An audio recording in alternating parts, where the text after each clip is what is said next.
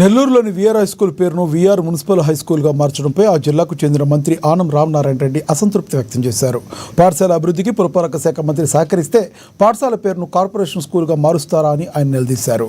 ఈ పాఠశాల ఆధునీకరణకు కార్పొరేట్ సంస్థలు, బ్యాంకులు సిఎస్ఆర్ నిధులు ఇచ్చిన విషయాన్ని తెలియజేస్తూ ఇందులో కార్పొరేషన్ నిధి ఎక్కడుందో నగర కమిషనర్ సమాధానం చెప్పాలని కోరారు. నెల్లూరు నుంచి కార్పొరేట్ సంస్థగా ఎదిగిన నారాయణ విద్యా సంస్థల నుంచి ఇలాంటి అభివృద్ధి కార్యక్రమాలను కొన్నింటిని చేపట్టాలని కోరారు. వీఆర్ హై స్కూల్ కళాశాల పూర్వ విద్యార్థిగా అక్కడ పనిచేసిన గురువుగా నారాయణ తీసుకున్న బాధ్యత అభినందనీయమన్నారు. ఇలాంటి పొరపాట్లు మళ్లీ జరగకుండా మంత్రులు నారా లోకేష్, నారాయణలు చర్యలు తీసుకోవాలని మంత్రి ఆనం కోరారు. రెడ్డి గారు మేనేజ్మెంట్లో ఉన్నప్పుడు ప్రభుత్వాలే వాళ్ళ చేతుల్లో ఉన్నాయి. ఆ వెంకటగిరి రాజాస్ అనే పేరు తీసేద్దామని అంటే ఎవరు అడ్డుకునే వాళ్ళు కూడా లేరు రాష్ట్ర ప్రభుత్వం.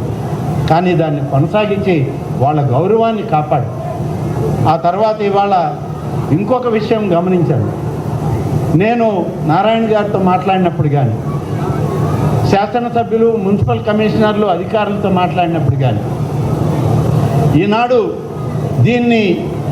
ఈ స్కూల్ని రివైవ్ చేసే క్రమంలో అనేక మంది కార్పొరేట్ సంస్థలు, కాంట్రాక్టర్లు, పెద్ద పెద్ద కాంట్రాక్టర్లు అందరూ కూడా వాళ్ళ సిఎస్ఆర్ ఫండ్స్ ఇచ్చి దీన్ని రివైవల్కి వాళ్ళు సహకరించారు.